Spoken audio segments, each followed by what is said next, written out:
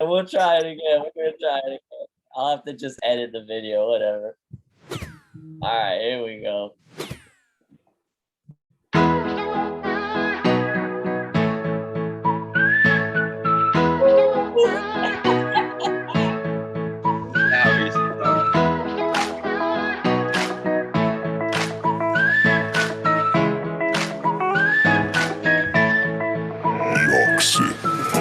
Boom, that's right, man. We just figured out how to put music in the beginning of this show. So if there's a blooper, appreciate the realness in our broadcast, all right? But this is Real Talk Radio Unmasking. I got a co-interviewer with me for the first time. Simon, what's up, man? What's up? What's up? And today we're interviewing MindSpark. And how is MindSpark doing? Hey, we are all good here. All doing good. I gotta know, how did you guys meet? How did this become? How did MindSpark, how did it get created? It was, what was it, Dwayne? I was bored. I was freaking bored. I had a setup before this and it ended ugly, like seriously ended ugly. I ended up working alone for months and I was freaking bored. I was like, I don't want to sit in this room alone anymore. I want to work with someone. I want to talk music. I want to work with someone and get inspired and share music and stuff. And I posted in one of the groups. I said, I don't want to work alone anymore. I want someone. I remember saying that I already expect all of you to be very good, so please keep your ego out of it. Yes, yes. And Dwayne responded, and that's just how it started. That is awesome. And where's everybody located? Where are you at, Dwayne? So Adriel and I are here in Mumbai, India. Okay. All right, I'm in Florida, and Simon is in. Simon, where are you at, man? I'm in the UK. And that's the We beautiful have thing. 4 countries here. That's the Just beautiful love thing it. about Real Talk Radio, though. We're globally getting to know each other. And how long has everybody been making music? Oh, I'm a newbie. These guys are like seriously experienced. And I'm a fresh newbie. Okay. How new? How new? I don't know. I mean, I haven't really counted, but I don't know, 12, 10, 12 Okay. years. I don't remember. I've had bands before this, indie bands, an indie band that I had co-founded, and we were doing original music and stuff. I was with them for 7 years. So this is just an extension of that now for me. So yeah, I've been making original music for quite some time now. And you and your brother always made music together?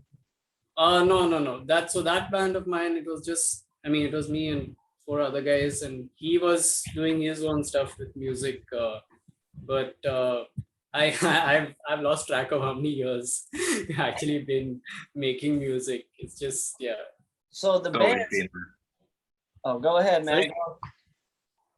The band is called MindSpark, so I want to know what sparked your passion for music. Like, when did you guys know that you even wanted to make music, and how did you know? I was always crazy about music, but actually my guitar was picking dust for 20 years. Damn. I played in middle school, that's like from 14 to 18 for us. And then it just stayed in the corner picking dust. And then some shit happened in 2019, like some seriously damaging shit. And I just started writing songs, and I just keep writing songs ever since. Okay. What about you, Dwayne? So I think for me, it started, I think right from when I was in school, found a passion for music and learned to play, guitar and stuff. And then I switched over to bass somewhere during college bands and doing that kind of stuff, college gigs and things like that. Got out of college, I got into work life for about 5 years straight, I was, doing work, and I still try to keep, some time aside in the day. I don't know, an hour and a half at least, where I could still come back home and listen to music or play something, just touch the instrument. Although the day was completely packed with, 9 to 5, not even a 9 to 5 job. I was working beyond 9 to 5 job. So, but still just wanting to, touch the instrument. So you're in touch with music and stuff. And then I started doing music full time and, gotten with that band of mine. And that's when I got back actually into music. Otherwise, I was just about, barely on the surface. That was after I left college. I didn't really, for 5 years, I kind of almost had a gap in music. And then I came back to doing it full time and still continuing now till today. So even though you was busy working, you still found some time to play and do music. Yeah, when I say 1.5 hours, it was more like after work hours. I used to travel with my bass to office in the train. Work for however many hours, and then after office hours, I used to go for a jam and get back at like 11:30, 12 in the night. And I was back in office at 7:30 in the morning. Yeah. It was, Rock and roll, man, rock and roll. That was a really crazy time for me. Really crazy. Sitting at meetings, just hearing the lyrics and instruments in your head, like, huh? Yes. Yeah, I used to do that. I used to actually put down lyrics or come up with stuff in my head while I was working. So I'm actually looking at a computer screen and in my head there's some music going on. Yeah, I used to do that too at work, man. Always writing something down. Like, yeah, just hold that thought, Jim. All right. I got something right here. And what about it? Adriel, what about you, man? When did you know that, hey, man, music is something that's calling to my soul and I need to explore this? That started like years ago when we were back in school, I think. And Dwayne and I were always doing music since we were young. So yeah, we started playing guitar from the time we were in school. And in fact, our first band was with these guys in school. And from there, we, actually, I wouldn't say learned, but sort of figured out how a band is supposed to function, play on stage, whatever, everything, it started there, and when we went to college, we would still play together in college. We had a band in college as well. And then post-college, he started working. So then, I continued with my music with other bands, and I joined a lot of them. Quite a few of them were doing their own music as well. So for me, that's where the whole thing of composing music and being the guitarist in the band, do the riff solos, things like that. So that's where the composition part of it started for me. And then somewhere along that, this was 8 years ago, I think, 10 years ago. And then somewhere between then and now, maybe, I don't know how many years ago, I decided to sort of start doing my own stuff at the same time. So I started a project for my own guitar work and did some original on that. And then since then I've branched into a couple of other solo projects live looping, working on starting a cinematic sort of project and all now. And in that time I still worked with other bands for live gigs and stuff. So because that's where the bread is at the end of the day for us. So we still continue doing those live gigs and all that. And you just get better at it, in terms of functioning as a band, learning the whole whatever A to Z of being in a band and playing with a band and things like that. Yeah, because you get to, being in the band, you get to build special bonds and camaraderie. And when it came to Lucid Dreams, how did that song concept come up? How did you guys decide that you were going to call it that song, and what inspired that song? Okay, so we do this 3-part thing because each of us has something to say about the song. So Yeah, let's do it. I want to hear it individually. Tell me about this song. This is an amazing song. I liked it. So let Neha start because she started the thing. All right, tell us.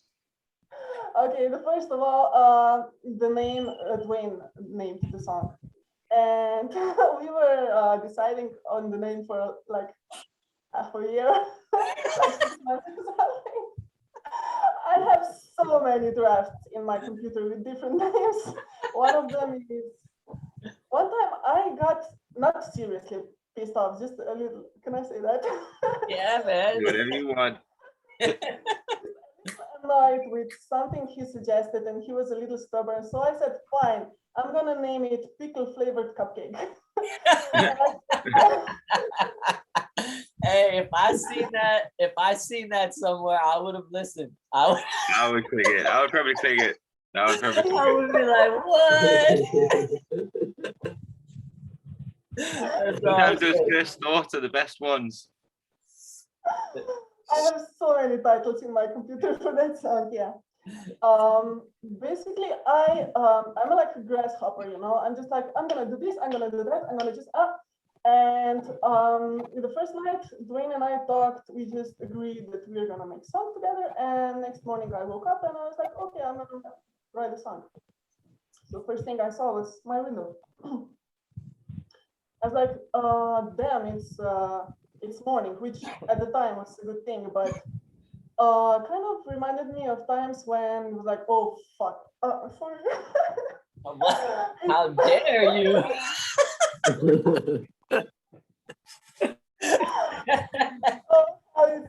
And I haven't even slept yet because I just and kind of reminded me of that time, and so that first lines came out like, have you ever met the window just to see the night is gone, and hell, all the horrible things that come with it. So yeah, I wrote that first verse, and then I was waiting for Dwayne to pick you up, and we had talked about the fact that I was writing so many sad songs, and he was like turning it around because I want to write something fun for a change. Hey, I think that's a conversation we've all had at some point. Like, hey, we got to stop making sad songs, man. Yeah, seriously. Easiest songs to write are sad songs. Yeah. So I think from there, it went to. So she wrote the first verse. She sends it to me, and she said, write whatever you feel like writing, add it to the song. Because I told her, I said I do write lyrics and stuff too. So I said, send me what you've got, and let me see if I can add to it. So she said, okay, here's the lyrics. She sent it to me. I looked it over.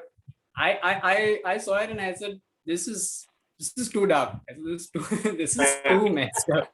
I said, dark is dark, but this is like messed up. I said, I don't even know what was in her mind when she came up with this thing. I said, you know what, I'm going, like, I didn't want to thrash it completely because there was some good lyrical imagery that she had put there. So I said, I won't thrash this completely, but what I'm going to do is I'm going to write a counter verse to this, so so that's what I did. So she wrote a fully like dark verse which starts off the song, and then I wrote a kind of verse taking off from where she had written, and I made it a little more positive with again a lot of lyrical imagery and talking about reflection and mirrors and things like that, because taking off from what she had written about bad stuff and then trying to take that bad thing and trying to make something good out of it from what you can see of it, what you can see of yourself.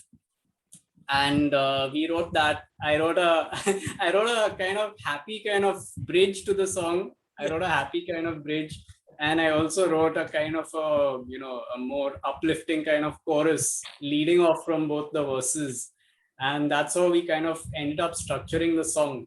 And I suggested to Nia at that time, I said, let's close the song the same way we opened it, but let's just tweak the last line to kind of, say, now that you've gone through this whole process, do you still feel the same way that you feel when, when you see the night turning to day? That's the opening line of the song.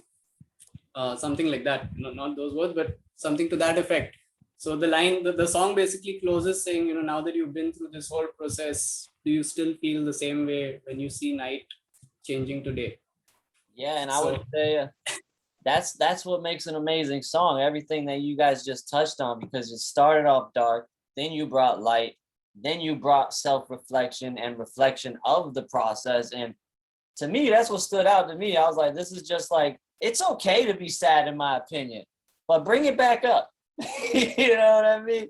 Be sad, but bring it back up in the mannerisms that you guys did. So kudos to you guys. He's back.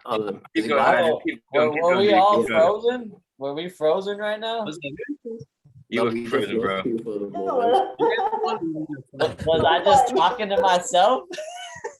Yeah, very much. Very All much. right. Well, what I was saying is We all do. what We you all guys do that. what you guys were able to accomplish with that song was really amazing, because you could start out dark but bring it to the light, and that's exactly the process that you guys did. And then you threw in the self-reflection in the conclusion of the song, which to me, that's what stood out, and I was like, man, that's a heck of a song right there, man. Yep. Great story. Yeah, Great story. I told her, I said, I cannot do such a dark song. And she did tell me, I want to like get out of this rut of writing dark song. I said, okay, then let me help you. Yeah. And that's why you guys made a good team. That's why it was perfect. Yep. Yeah, so that's what we did. And yeah, that was actually a lot. And I don't know, I mean, for me personally, I kind of, I no longer want to write very, upfront kind of songs where the lyrics are very obvious. I like playing around with lyrical imagery and stuff like that. And, again, not making it very obvious, but again, somebody will listen to it and, you take what you want from it and you take the meaning out of the song. So although we've written it in such a way, this track, it does leave it open to the listener's interpretation. Your dark and your light could be a whole lot of things that you are going through, that you are experiencing, and the lucid dream is, it could be anybody's dream at the end of the day. It could be your dream. I mean, whatever the dream that you are having in your head, could be very different from the dream that I see, or that the things that I see good and bad about me. You look in the mirror and what you see is not necessarily what I'm going to see. But so it talks to a whole lot of people, and we are leaving it open to interpretation. At the same time, I did like to play around with the lyrical imagery. So, and I did like the fact that she wrote a very dark verse, and I said, okay, I'm going to balance out the song a little bit, because I really wanted to write the lyrics for this song. I really wanted to put lyrics in this one. So. Yeah, and then balance is key. We're really making it sound like Dwayne and I did all the work, but Adriel was basically the one who built all the stuff afterwards. It was written, so like he did the majority of work after we wrote the stuff. Like The production work. Yeah. Yeah, he did a lot of the production. And I'll tell you about the production. Very well done. The production works very good. Very Oh, clean. it sounds crispy. Yeah. Yeah, so basically they gave me the composition, the lyrics, the melody they had with one guitar track playing behind, and they said this is what we have in mind.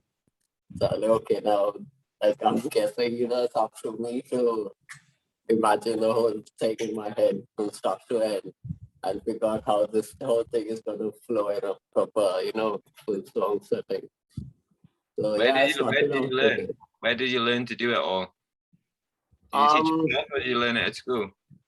No, I've not done music school or production school. It's everything that I've learned through the years. Being in studios, YouTube stuff, tutorials, things like that. Yeah. So yeah, just that. And yeah, I had obviously experience composing stuff and all. So in terms of sound, what goes together, what you would probably want in terms of instrumentation, things like that. So yeah, it came down to me to put this whole thing in place, like properly.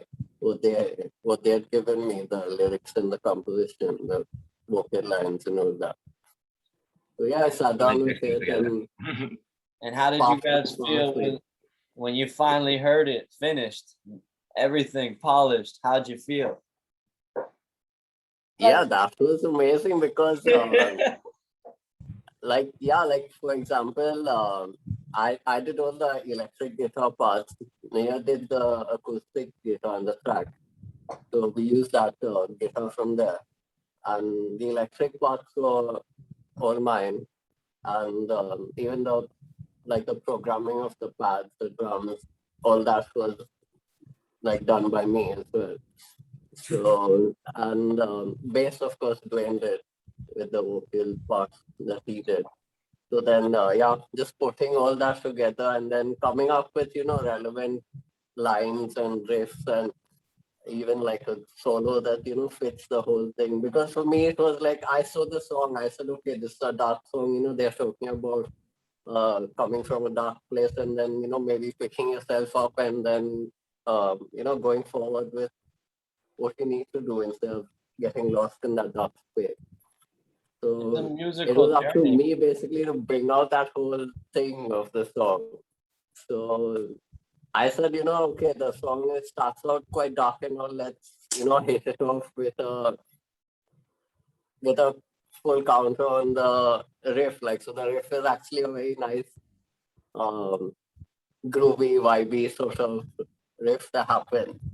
And keeping in mind those minor, like small nuances of the song, like the riff, when it plays the first two times, it ends on a slightly tense note over there before she enters like her verse and all. So it kind of sets the tone for the song that's coming in the lyrics and everything over there. And of course, the verse goes into a flat out like you know pick yourself up kind of vibe. But then goes back into the riff again, and then again you set the tone for the next verse that's coming up over there. And then then you go into the solo section, and then I was like, okay, this part you need to really at least for me at this point it was like, because I knew the bridge is coming and Dwayne said, okay, I mean I saw the bridge and all that. I said, okay, this is a nice bridge compared to the rest of the song. So we have to kind of get into that nice vibe from whatever we've been talking about. So that's why like the way and I knew he pushed that from a minor key straight into a major key. So I said, okay, I'm going to take this bang into the major straight from the minor at the end of the solo part and carry on with that. So that was the whole thing through the solo section, running through that part, the guitar solo. And then I said, you know what, let's take this thing a little further. So that's why the whole guitar section continues throughout then with the end till the end of the song. The solo guitar, it plays along with them in like overdubs and things and all, and keeps carrying the whole line forward from then on. And the interesting thing was I said right at the end of the song where we go back to the riff of the song. I said this time, since the song is ending and you want to end on like a positive note, so it starts out the same way as the other times that we did the riff. But then I said the second half we're gonna change that around and end it in a very positive way. So it changes halfway through, and then it comes into a very nice resolution kind of ending instead of having that tense vibe at the end. Yeah. It goes into a proper resolution with a very sweet like cadence, and then goes out with Nia's lyrics again from the beginning. So it's like like Dwayne said, it takes you back to the start and then reflection on everything that it says throughout the song as well. Yeah, it was For me, like it was quite a fun thing to bring out the essence of the song, doing the whole arrangement and the production part of like the whole instrumentation thing and just getting that thing out, like, to the people. Like, otherwise it's words and lyrics. You need to put the feel in it with the music as well. Yeah, that's Yeah, cool because if you get the perspective of the forming of the lyrics, and then you have the unique perspective of putting it all together, and that's what creates the musical journey, and that's truly what was personified in that song, for real. yeah. We also had a fourth. Yeah, we had this lady, Camilla Pacelli. She's a UK-based drummer and percussionist. So I knew her from earlier, from Instagram, and she works freelance as well and does collaborations and stuff. So when this thing came across, I'd actually asked her if holy shit. All right, and we're running up on a limit of the time that Zoom allows you to record. So we're gonna wrap this up, guys. We just wanted to reach out and see the people behind the music, kind of get a feel for what inspires you guys and what inspired it. And it was a really unique perspective to get different perspectives from different aspects of the song being creative collectively. And really, it's about everything that Real Talk Radio stands for. It's unity, and what you guys accomplished really wouldn't have been possible without you guys working in unison as equal parts. So big shout out to you guys. Before we wrap it up, is there anything you guys want to say to the Real Talk Radio family? A big thank you for doing this for us. And as indie artists, like, there's nothing like getting a platform to push out your music and people that are willing to take it forward to, your audience out there. And pushing it out on your playlist and your radio and doing interviews like this is what, helps us to get it out to everyone. Yes, sir, man. We love y'all, man, for real. Thanks for doing that. Yeah. So yeah, and talking about the group in itself, as a member of the group, apart from sharing the stuff that everybody's making over there, it's just everybody shares a lot. Everybody, there's a lot of questions, there's a lot of feedback, constructive feedback that comes. You've got to give props to the admins on this group, because it is a very different group other than all the other Facebook groups that are out there. It has a way in which it runs, which is good, because it does help you grow as a musician. It does help you to get feedback and views, opinions from different people engaged in different genres of music, with different perspectives on the same song that you are sharing. A lot of people sharing, a lot of people listening. So yeah, big thank you to the family, to the group, and to all the admins here. Awesome. How about you, Neha? It's awesome. It's awesome because it's a small family that I tune in every morning, check out the last 24 hours, what have I missed, what did everyone play with, everyone record, and it kind of, I already kind of mostly know who that is and what they're doing and stuff, and that's awesome about it. It's a place of people that that you feel comfortable with, and that's what I love about Real Talk Radio. Community. Yeah, and just for the record, Neha invited me to the group, so yeah, I have her to thank for that. Thank you, man. Thank you guys for calling the family home, because the words you guys just spoke mean everything to each and every one of the admins. And that's all we ever wanted to do, was create a place where people could go and just dream together for once. And we're glad that that's been something we've been able to provide. And Simon, you got anything to say before we go? No, it's been good. It's been good. All right. Well, guys, thank you for tuning in with us. Another episode, another edition of Real Talk Radio Unmasking. We look forward to see what you guys can make in the future. It's beautiful to see the power of unity exemplified in the craft of your art. So, guys, big shout out to you. We love y'all, the family, and have a great day. Thanks, You guys. too. Thanks so much. Love you too. Take care. All right.